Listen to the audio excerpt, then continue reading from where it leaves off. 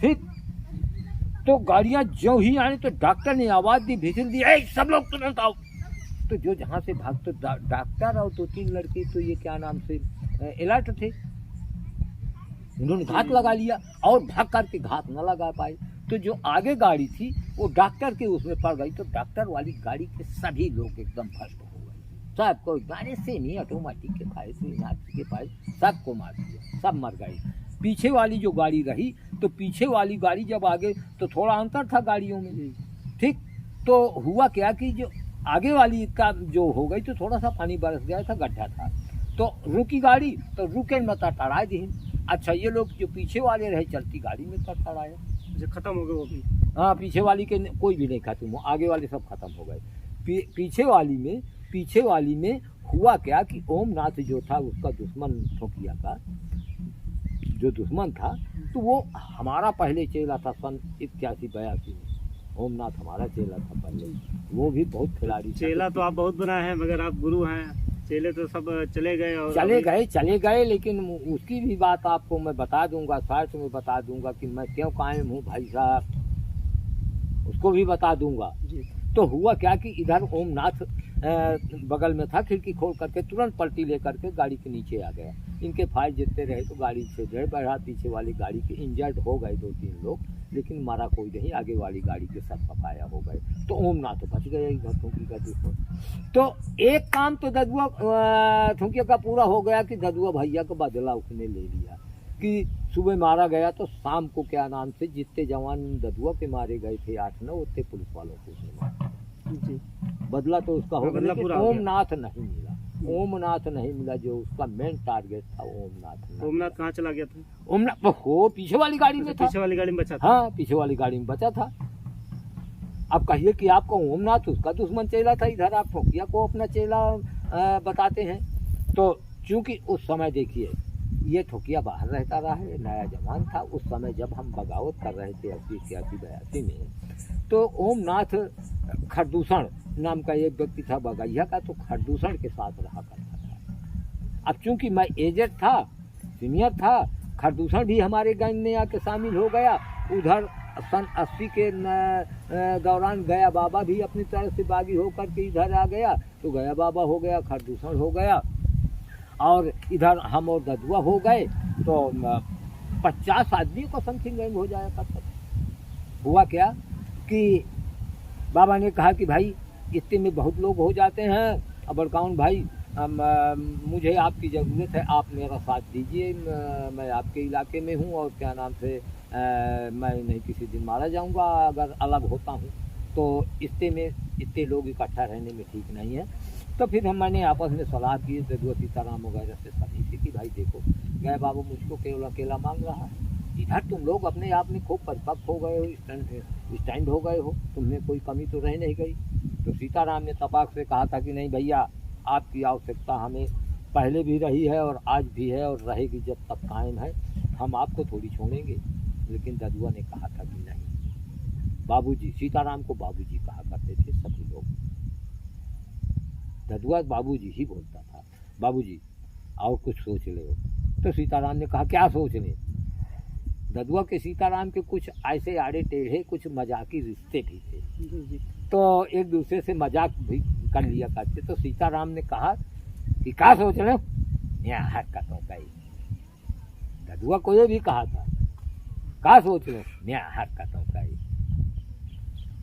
अरे कहा मैं तो मैं हार ना हारता, सुन लेता नहीं का।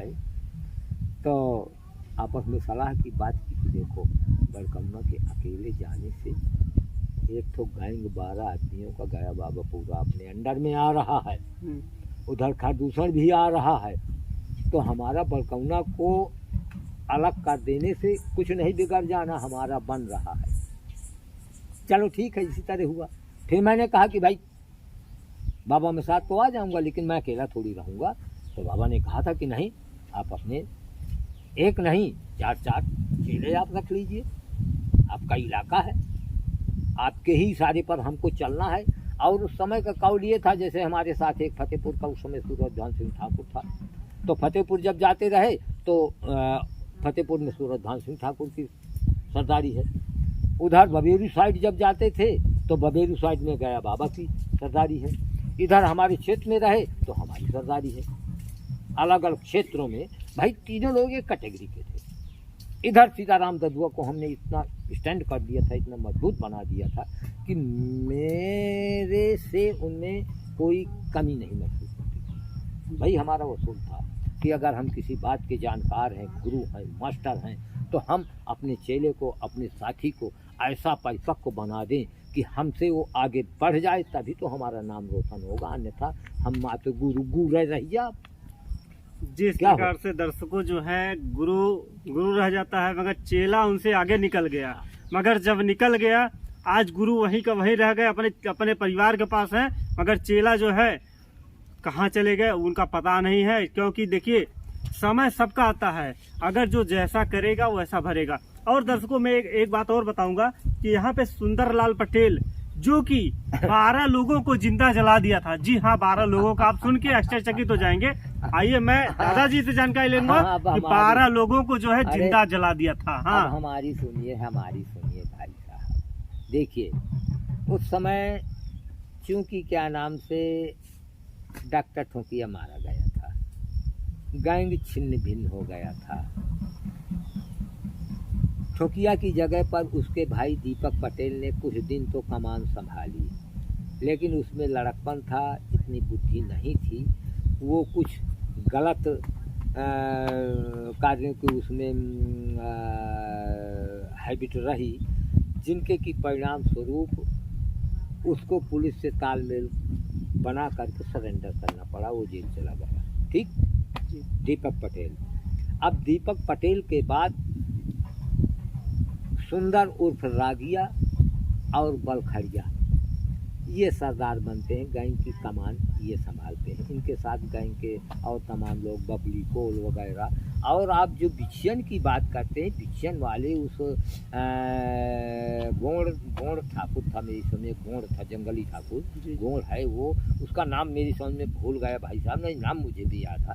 तो अब सुनिए हमारी बात को कि उस गोड़ की या उस आदिवासी कोल कोई भी रहा होगा, उनका कुछ आपसी पारिवारिक खुन्नस चलती थी।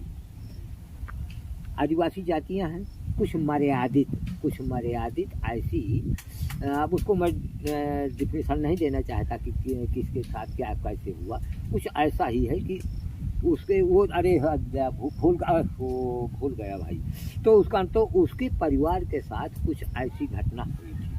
तो इधर चूंकि क्या नाम से सुंदर और बलखड़िया को जवानों की ज़रूरत थी, हर क्षेत्र के जवान की ज़रूरत थी। तो वो बिछन वाला जो आदिवासी गोड़ था वो उनके साथ आ गया, और भी 2-3 उसके साथ साथी रहे, वो भी छोटा मोटा अपराधी था, साथी रहे, तो सब इसके साथ आ गए। तो इन्होंने क्या नाम से वही उसके बदौलत के उनके घर में आग लगा दिया। अब घर के अंदर जितने छेरी बकरी रही हो, चाहे गाय भैंस रही हो, चाहे आदमी रहे होंगे, सभी जल जाएंगे, मर जाएंगे बेचारे जी। तो ये सब सालों ने नृशंस हत्या किया है। उसी का परिणाम तो हुआ कि सब साले डूब गए। नृशंस हत्याएं, अरे भाई तुम्हारे साथ अगर किसी ने अत्याचार किया है तुम उसका मर्डर कर दो, लेकिन ये थोड़ी है कि नहीं उसके परिवार का पूरे का और क्या नाम से आस पड़ोस का भी, गाय भैंस भाई छेरी बकरी का भी मर्डर जला दो। तो ये नृशंस हत्याएं हुई, उसी का परिणाम हुआ कि साला वो बिछियन वाला वो नाम आता है, देखिए जबान में है, दिमाग में है, जबान में नहीं आ रहा, तो वो भी साला मारा गया। इधर सुंदर पटेल भी आपस के ही जवानों के द्वारा क्या नाम से पॉइजन दे करके और सांठगांठ से प्रशासन के वो सुंदर भी मारा गया। अब इधर बलखड़िया बच गया। तो बलखड़िया चलता रहा कुछ दिन। बलखड़िया भी गैंग के ही किसी सदस्य के साजिश से और क्या नाम से बलखड़िया भी मार दिया गया। अब बचा बबली कोल, तो बबली कोल के पास पूरे असलहे आ गए जितने उस समय थे, तो बबली कोल बागी रहने लगा। बबली कोल बागी रहा तो उसने भी, कहते हैं कि सांप के फन में उसने चूतड़ खुजलाया, तो बबली कोल ने सांप के फन में चूतड़ खुजलाया। वो ससुरा संतू भाई के लड़के की पकड़ कर लिया भाई मेरे, जो कि मानिकपुर में जानी मानी हस्ती दादा लोगों में और राजनीतिक व्यक्ति और सहृदय व्यक्ति संतोष सिंह तो वास्तव में ठाकुर कहलाने काबिल व्यक्ति है। किसी की भी कोई समस्या हो तो संतोष सिंह के पास जाइए, उससे वो अपना यथा संभव योगदान करेगा, अपना आपकी समस्या में हाथ बटाएगा। राजनीति में इतनी पकड़ पहुँच तो नहीं है।